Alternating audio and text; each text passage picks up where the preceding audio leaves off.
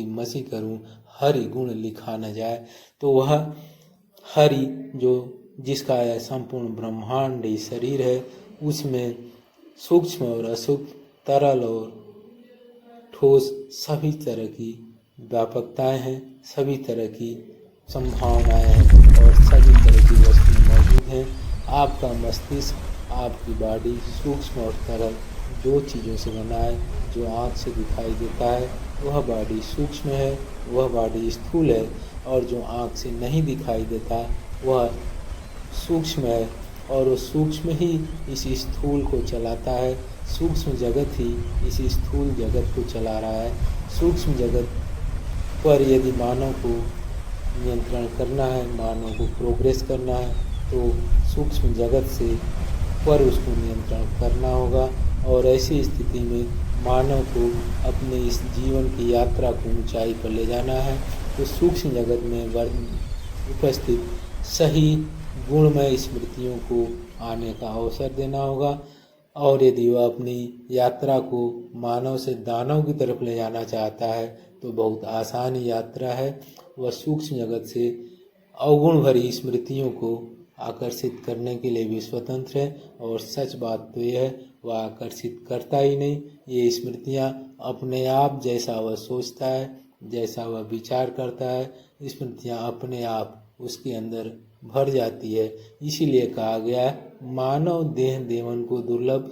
ये नहीं कहा कि मानव देवन को दुर्लभ, देवता उच्च श्रेणी की शरीर है वह मानव, लेकिन देवता के पास वह शरीर नहीं है जो यात्रा को ऊंचाई की तरफ ले जा सके। देवता के शरीर उतना अच्छा रिसेप्टर नहीं है, देवता का शरीर रिसेप्टर नहीं है, लेकिन मानव का शरीर रिसेप्टर है। यहाँ मैं प्योर साइंस की बात कर रहा हूँ, धर्म की बात नहीं कर रहा हूँ। मानव का शरीर रिसेप्टर है। वह जैसा सोचता है, जैसा विचार करता है, वैसी स्मृतियाँ वायुमंडल से उसकी तरफ आकर्षित होकर उसको भर देती हैं। एक सफल संत, एक सफल मानव अनुशासन, समर्पण, संकल्प और इच्छा के साथ आगे बढ़ता है और अच्छी स्मृतियों को अपनी ओर आकर्षित करके ऊंचाई की तरफ ले जाता है। और एक असफल मानव, असफल संत अपनी इन दुर्गुणों, अच्छी स्मृतियों को आकर्षित नहीं करता। खराब स्मृतियों को, गंदी स्मृतियों को, गंदे पिक्चरों को देखता है, कामुक स्मृतियों को देखता है, ईर्ष्या जलन में पड़ता रहता है, अपने विषय में कम, दूसरों के विषय में ज़्यादा, गुण अवगुण के विषय में विचार करते रहता है। जलन की भावना उसके अंदर बढ़ती है, काम की भावना बढ़ी रहती है, क्रोध की भावना बढ़ी रहती है। और इन विकारों के कारण इसी तरह के विकार में स्मृतियों को अपनी तरफ आकर्षित करता है। और उसका यह बॉडी, मानव का जिस शरीर को धारण कर लिए हुए है, वह अवगुणों का सबसे बड़ा रिसेप्टर है। और वो अवगुण उसकी पूरी बॉडी में समाहित हो जाते हैं और उसकी यात्रा फर्श से पाताल की शुरू हो जाती है। इसलिए यदि आप इस संसार में आए हैं तो अपना लाभ हानि के तराजू को आपको देखना है। यह जीवन 10, 20, 30, 40, 50, 60, 70, 80, 90, 100 तक चलता है। आप जितने भी समय रहें, आप ये सोचना है कि मेरे इस पड़ाव में, इस 10-20 के पड़ाव में मैं क्या करूं कि जब मैं इस पड़ाव को समाप्त करूं तो फर्श से अर्श की तरफ पहुंचा हुआ हूं या उसकी दिशा में हूं। और उसके लिए एक ही काम करना है, जैसा कि कहा गया है कि जड़ चेतन गुण दोष में विश्व कीर्ण करतार, संत हंस गुण गहई पद परिहरि वार विकार। हंस के समान गुणों को ग्रहण करने वाला बन जाने की जरूरत है। और कितने गुण हैं आप सोचोगे तो गुणों की भी कोई सीमा नहीं है। जैसा कि कहा गया, सारद शेष महेश विद आगम निगम पुराण, नेति नेति जासु गुण करहि निरंतर गान। उसके गुणों की इतनी बखान की है कि जिसके गुणों को गिना ही नहीं जा सकता। गुणों का खजाना है, गुणों का अपरंपार खजाना है। आप कितने गुण ग्रहण करते जाएंगे वह खजाना कभी खाली नहीं होगा। उस सत्ता के विषय में संतों ने कहा है कि 7 समुद्र की मसी करूं, लेखन सब बन राई, हरि गुण लिखा न जाई। सब धरती कागज करूं, लेखन सब बन राई। सात समुद्र की मसी करूं, हरि गुण लिखा न जाए।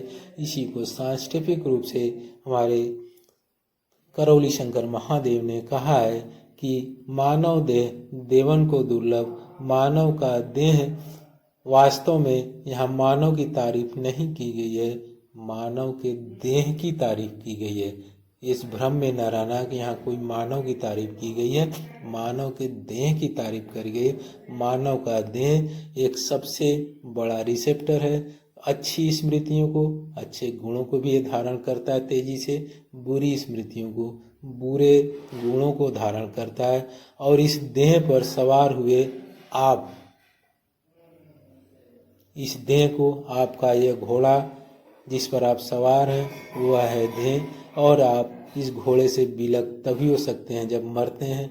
ऐसी स्थिति में इस घोड़े को आप सही चीज़ें को देते हैं तो घोड़ा हिष्ट पुष्ट होता है, स्वस्थ होता है, अच्छी भावनाओं को रखते हुए आपको फर्श से अर्श की तरफ ले जाता है।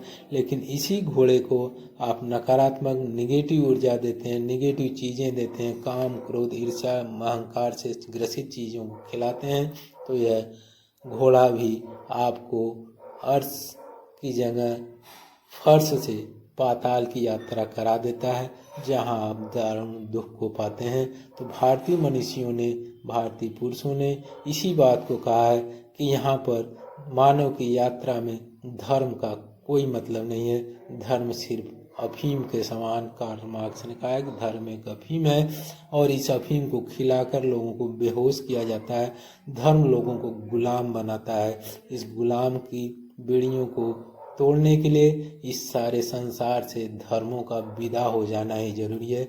उन धार्मिक पुस्तकों को जो आपको गुलाम बनाती हैं, कपड़े में बांधकर उस पर सील मोहर लगाकर हिंद महासागर की गहराइयों में डुबो दीजिए और करौली शंकर महादेव की इस ज्ञान को धारण कीजिए। मानव देह देवन को दुर्लभ, और इस देह पर सवारी करने वाला मानव, इस देह पर सवारी करने वाले आप, इस देह पर सवारी करने वाला राम, इस देह पर सवारी करने वाला घोड़ों कतवारी, सबके पास मानव की देह है और यह देह ही उसका घोड़ा है जो उसको ऊंचाई की तरफ ले जाता है या नीचाई की तरफ ले जाता है, फर्श से अर्श की तरफ ले जाता है या फर्श से पाताल की तरफ ले जाता है।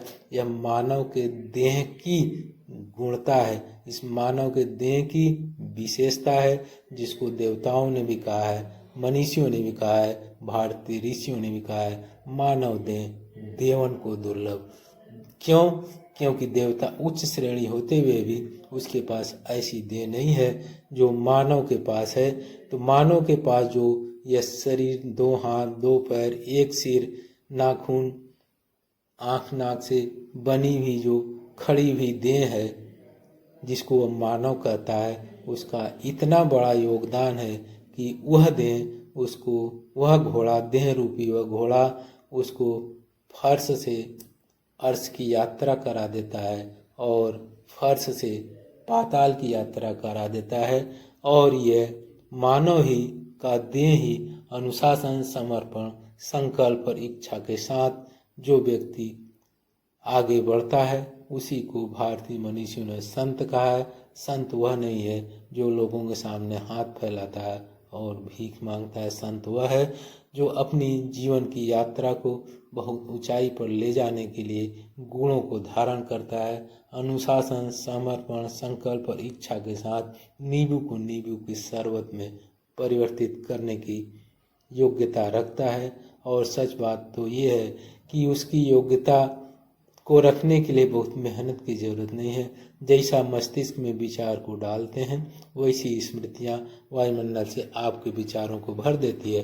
तो आपका सिर्फ एक ही काम है, मस्तिष्क में अच्छे विचारों को, अच्छे दृश्यों को डालें। आँख से अच्छी चीज़ों को देखें, आँख से अच्छे वीडियोज को देखें, आँख से अच्छी दृश्यों को देखें, मन से अच्छी चीज़ों को सोचें, मन से अच्छी चीज़ों को पढ़ें।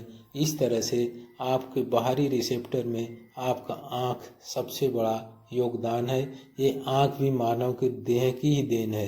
आँख के द्वारा ही और कान के द्वारा ही आप बाहर की चीज़ों को सुनते हैं और मन के द्वारा, मस्तिष्क के द्वारा विचार करते हैं। तो अगर आप आँख और कान को सही दिशा में लगा दें तो आगे की यात्रा आपकी सही हो जाएगी, आगे की यात्रा ऊंचाई की हो जाएगी। आँख और कान को गलत दिशा में लगा देंगे तो आगे की यात्रा आपकी गलत हो जाएगी, विपरीत हो जाएगी, फर्श से पाताल की तरफ ले जाने की हो जाएगी। तो भारतीय मनीषियों ने यही कहा कि आँख और कान को सिर्फ सही भोजन दो, जीवन की यात्रा सही दिशा में चल पड़ेगी। कितना आसान है, आँख और कान को सही भोजन दो, जीवन की यात्रा सही दिशा में चल पड़ेगी। आँख और कान को गलत भोजन दोगे, जीवन की यात्रा गलत दिशा में चल पड़ेगी। ये चॉइस आपका है कि आप सही दिशा में जाते हैं या गलत दिशा में जाते हैं। सही दिशा का मतलब यहाँ है फर्श से अर्श की यात्रा, गलत दिशा का मतलब यहाँ है फर्श से पाताल की यात्रा। सही दिशा का मतलब यहाँ है मानव से देवता की यात्रा, गलत दिशा का मतलब यहाँ है मानव से राक्षस की यात्रा। ये दोनों यात्राएं इस मानव शरीर को ही धारण करने से संभव है। इसीलिए तो हमारे मनीषियों ने कहा है मानव देह देवन को दुर्लभ। यहाँ मानव के देह की बात की गई है जो देवताओं को भी दुर्लभ है, क्योंकि इस मानव देह रूपी यंत्र जो आपको मिला है, इस मानव रूपी यंत्र में जो आप सवारी करते हैं, इस मानव देह रूपी यंत्र को जो आप धारण करते हैं, उस यंत्र को सिर्फ एक ही काम में लगाना है। सभी चीज़ों को उठाकर बाहर फेंक दो, सभी ज्ञान को उठाकर बाहर फेंक दो, सभी धार्मिक पुस्तकों का अलमारी में बंद कर दो और सिर्फ एक ही चीज़ को लगाना है कि आपको आँख और कान को सही भोजन देना है। आपकी यात्रा सही हो जाएगी, सही दिशा में हो जाएगी।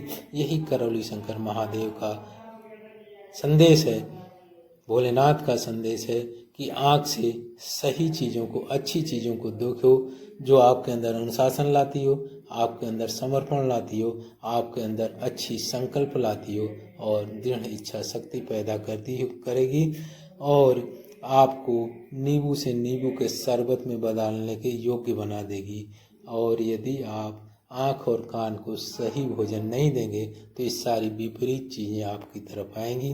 तो यहाँ पर सिर्फ और सिर्फ आपको ये करना है कि इस मानव देह जिसको आप धारण किए हैं, जिसको आप पकड़े हुए हैं, जिस पर आप सवारी कर रहे हैं, इस देह के द्वारा ही आप यात्रा कर रहे हैं। और यह जो घोड़ा आपको देह रूपी घोड़ा मिला है 10, 20, 30, 40, 50, 60, 70, 80, 90, 100 का है और कितने समय तक आपको मिला हुआ है ये भी आपको नहीं पता है। तो कम से कम इस घोड़े को सही चारा दे। इस घोड़े का एक ही चारा है, आँख से अच्छी चीज़ को देना, कान से अच्छी चीज़ को देना। ये चारा, यह घोड़ा 2 ही चारा खाता है, आँख से अच्छी चीज़ और कान से अच्छी चीज़। आँख और कान को इस घोड़े को, इस मानव देह रूपी घोड़े को सिर्फ आँखों और कानों को सही चीज़ खिलाने शुरू कर दें तो आपकी यात्रा फर्श से अर्श की तरफ हो जाती है, शुरू हो जाती है। और यदि गलत चीज़ खिलाएंगे तो आपकी यात्रा फर्श से पाताल की तरफ शुरू हो जाती है।